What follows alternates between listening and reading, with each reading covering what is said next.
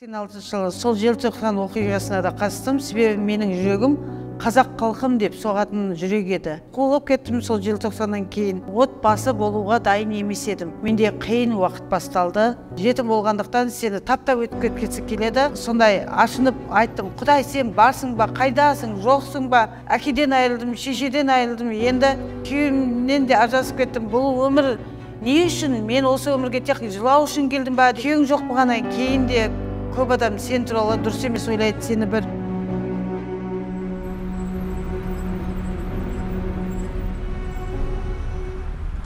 менің атым Гүлсада, Қызылорда облысында Шиелі ауданында Қазақстан отшылдығы деген ауылда өскенмін. Қарапайым семьяда 10 балалы отбасында 9-шы болып дүниеге келгенмін. Және мен 5,5 жасымда әкем қайтыс болды. Бірақ мен әкеден айырылған ондай қатты көңіл қойған жоқпын. Себебі менің анам өте әкенің де, шешенің де рөлін атқарып, менің өмірімде жақсы сондай тәрбие беріп, жақсы қамқорлық жасаған. Бірақ солай жүрген кезімде 14 жасымда шешемнен де айырылдым. 14 жасымда мамам қайтыс болғаннан кейін менде қиын уақыт басталды. Себебі біз ағамыздың қолында, ол кезде ең үлкен ағам 29 жаста болса да, бізді детдомға өткізбей, сондай өзі асырап бақты. Сол үшін Құдайға алғыс айтамын. Және сол мектепті бітірген кезімде мен мектепте жақсы оқыдым, және Казгюге оқуға түстім. Физика, математика факультетіне оқуға түсіп, сөйтіп оқып жүрген кезде өздеріңіз білесіздер, 86 жылы сол желтоқсан оқиғасы туралы, сол желтоқсан оқиғасына да қатыстым. Себебі менің жүрегім қазақ халқым деп соғатын жүрек еді. Және осы желтоқсан оқиғасына қатысқаннан кейін менің жүрегімде бір орыстарға деген ашу-ыза болды. Оларды жек көрдім, сондай жүрегімде қатты бір сол желтоқсан оқиғасынан кейін менің жүрегімде қатты сондай бір қиыншылық, жүректе айта алмайтын бір орыстарға деген жек көрушілік болды. Бірақ мен сөйтіп жүрген кезде күйеуге шықтым. Казгюге оқуға түскен жерімнен мен қуылып кеттім сол желтоқсаннан кейін. Және күйеуге шыққан кезімде мен әлі отбасы болуға дайын емес едім. Менің күйеуім де дайын болмады, және екеуміз сондай итпен мысықтай ұрыс керісте өмір сүрдік. Бір ұл, бір қызымыз болды. Сөйтіп жүрген кезде ажырасуға тура келді. Және жетім болғандықтан көптеген адамдар сені қоғамда жетім болғандықтан сені таптап өтіп кеткісі келеді. Бірақ мен сондай өмірден ашынып, сондай жүрегім өте қатты жаралы болғандықтан көп күйеуіме қарсы шығатын едім. Күйеуім де оны көтере алмайтын еді. Сөйтіп екеуміз екі жаққа кеттік. 2 баламен Алматыға көшіп келдім. Көшіп келіп інімнің қолында тұрып сауда істедім. Бірақ менің саудам бір тесік қалтаға түсіп отқандай болатын. Себебі менің жаңағы көп ақша болмаса да ауылдан келгендердің барлығын, ол кезде барахолкке бару бір мода сияқты еді ғой. Барахолкке апару, әкелу, оларды сол жолпы, оларға тамақ әперу, соның барлығын мен не қыламды. Ауылдан келген адамдардың барлығы солай неғандықтан менің ақшаларым бәрі тез таусылып қала беретін еді.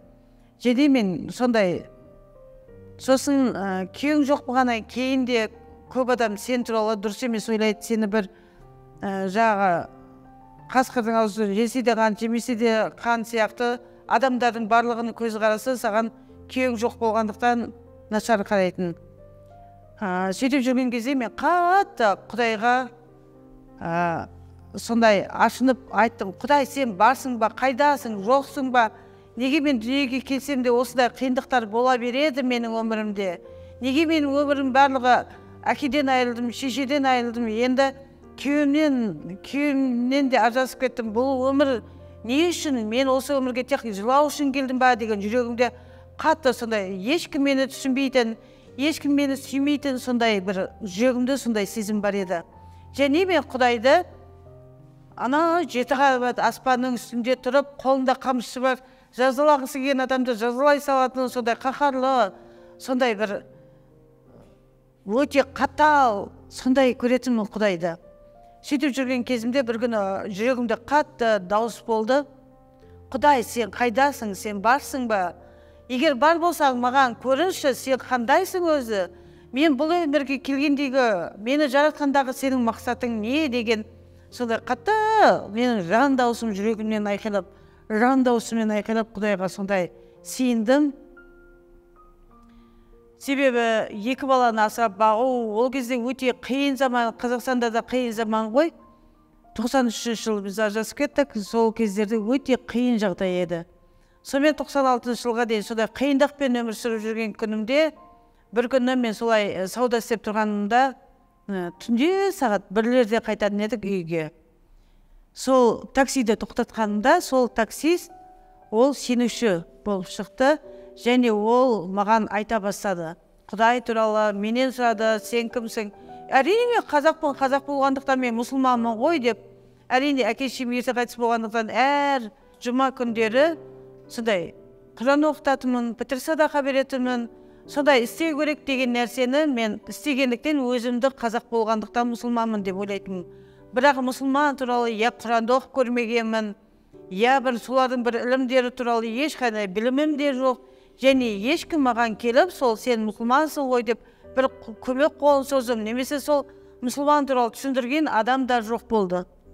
Сөйткен кезімде осы такси мені үйге алып бара жатқанда Құдайдың бар екендігін, Құдайдың сүйіспеншілік Құдай екендігі туралы маған айтты. Мен айтқанда таң қалдым, Құдай сүйіспеншілік па? Құдай сүйіспеншілік болса, мені неге осынша қинай береді деп. Және сол кезге дейін мен тауды жек көретінмін, қарды жек көретін тұғым. Өйткені тау маған бір зіл басып тұрғандай болатын, қар маған суықтық әкелетін болады, бірақ маған Құдайдың сөзін айтқан кезде, Құдай бізді сүйгендіктен мына тауды жаратқан, себебі дауыл жел болған кезде бізді қорғап тұру үшін, егер қар жаумаса жердің бәрі кіріліп кететін еді, Құдай сол қар арқылы кірді жуғандай жердің кірін жуады деп маған айтқан кезде, жаратылысқа қарап та Құдайды білуге болады екен ғой. Құдай шынымен бізді сүйеді ма деген сондай жүрегімде сондай маған таңғалу сұрақтар болды. Сосын маған киелі кітапты берді. Сол киелі кітапты бергеннен кейін сол киелі кітапты жаратылысты оқи бастадым. Сонда Құдайдың шынымен адамзатты өте тамаша етіп, өзіне ұқсас етіп жаратқандығын, бүкіл табиғатты біздің өмір сүруімізге лайықты етіп жаратқанын оқыған кезде менің жүрегімде бір жарық сәуле бола бастады.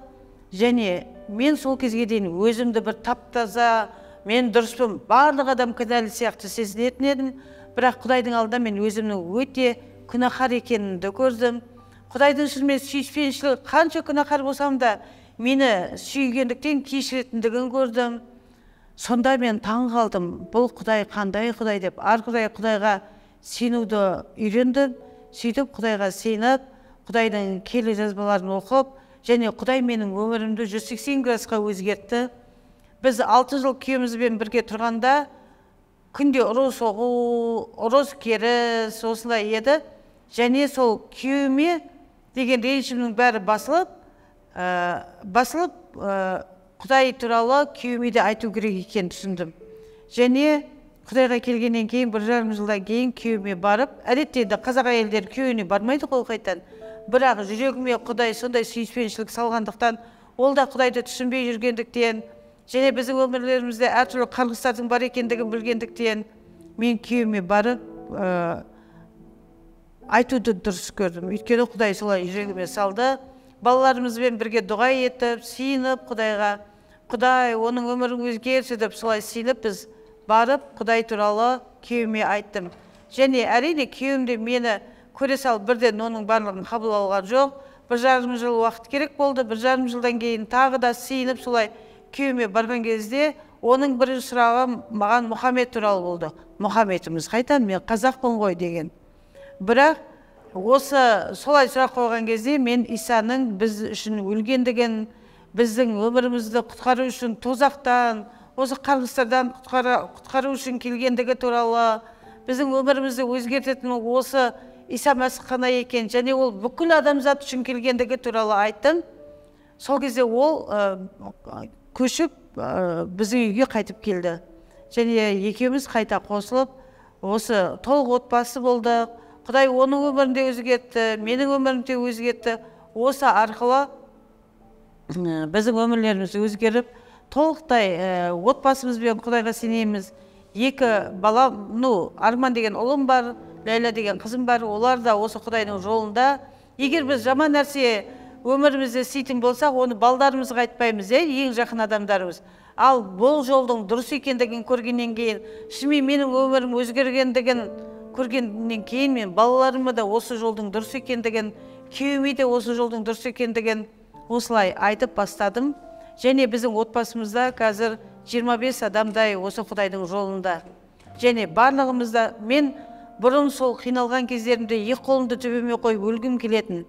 Ал қазір мен өте осы Исамен кездесіп, Исаны өзімнің құтқарушым, менің ием деп, Тәңір ием деп қабылдағаннан кейін, менің өмірімді толықтай өзгертті. Және менің бұрын қаншалықты жыласам, қазір соншалықты қуанышты өмірдемін. Бұрын мен өзімді өте өлгім келсе, қазір өмір сүргім келеді. Және мен күйеуімді сондай қас едім, оны көргім келмейтін еді. Қазір мен күйеуіммен өте бақыттымын, біз бір-бірімізді сүйеміз. Және толық отбасымыз, және біздің туған туысқандарымыздың өзі де бізге қарап, сондай сүйсінеді. Сол ажырасып түк енді болмайды деген өмірден жаңа өмір басталғаннан кейін, біздің өмірлеріміз толықтай сол Құдайға келіп өзгергендіктен, біздің туған туысқандарымыз да осы жолға келіп 25 адамдай қазір осы Құдайдың жолында. Және мен өте бақытты әйелмін, бақытты анамын. Себебі менің балдарым да осы Құдайдың жолында, және ата-ананы сыйла деген өсиетті орындап, олар бізге сондай жақсы көзқараста, біз де оларға жақсы қарым-қатынастамыз. Келінім де Құдайдың жолында. Құдайға шүкір, 2 немерем бар. Мен өте бақытты отбасындамын. Үйімде сондай тыныштық, ұрыс-керіс жоқ бұрынғыдай. Және орыстарға деген көзқарасымды да, жүрегімдегі сондай ашу-реніштің бәрін алып тастады. Қазір мен орыс па, қазақ па, өзбек па, басқа ұлт па, маған ешқандай айырмашылық жоқ. Және мен солардың бәрінде сүйе аламын. Өйткені менің жүрегімді, менің көзқарасымды өзгерткен осы Құдай ғана. Сонда мен осы Құдайдың жолындамын. Мен сияқты қиналған адамдар болса, менімен сөйлесуге болады, немесе хабарласуға болады. Сондықтан Құдай жар болсын. Осы Құдайға келгендеріңізді қалар едім.